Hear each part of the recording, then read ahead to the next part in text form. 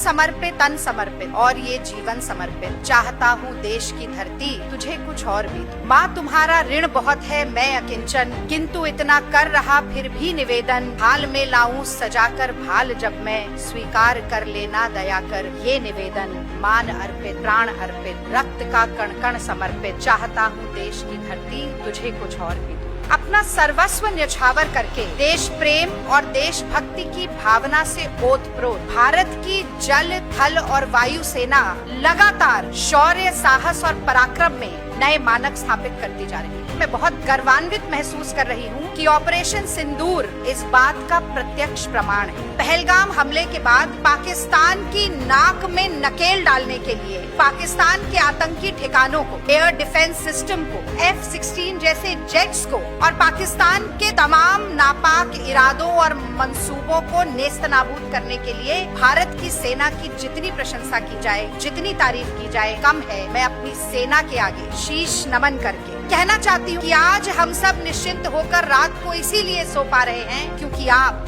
हमारी रक्षा के लिए, हमारे देश की अखंडता, संप्रभुता की रक्षा के लिए अंगद की तरह पैर जमाकर सीमा पर खड़े हुए हैं। आपके जज्बे को, आपके जुनून को, आपके जोश को मैं लाखों सलाम करती हूँ। पहलगाम में बुज़दिल पाकिस्तान ने कायराना आतंकी हमला किया। घुसपैठ करके निहत्थे निर्दोष सैलानियों पर गोलियां चलाने वाले धर्म पूछकर मार रहे। कितने सुहाग उजड़े, कितनी मांग सुनी हुई, लेकिन भारत में एक विवाहिता महिला के सिंदूर की कीमत क्या होती है, ये कर्नल सोफिया कुरैशी और विंग कमांडर व्योमिका सिंह ने न सिर्फ पाकिस्तान बल्कि पूरी दुनिया को दिखाया। और मुझे गर्व है इस बात का कि न सिर्फ ये बताया कि एक विवाहिता, एक ब्याहता के सिंदूर के साथ खिलवाड़ और अपमान ये देश बर्दाश्त नहीं करेगा, बल्कि ये भी सशक्त संदेश देने का काम किया कि तुम धर्म पूछ रहे थे, अगर हिंदुस्तान का कोई एक धर्म है तो इस देश की संप्रभुता का प्रतीक तिरंगा इस देश का धर्म। भारत माँ का सपूत जब वीर गति को प्राप्त होता है तो इसी तिरंगे में लिपट कर आता है। उसकी जाति, उसका धर्म नहीं पूछा जाता। 1971 में जब भारत ने लोहा लिया पाकिस्तान से, क्योंकि पाकिस्तान की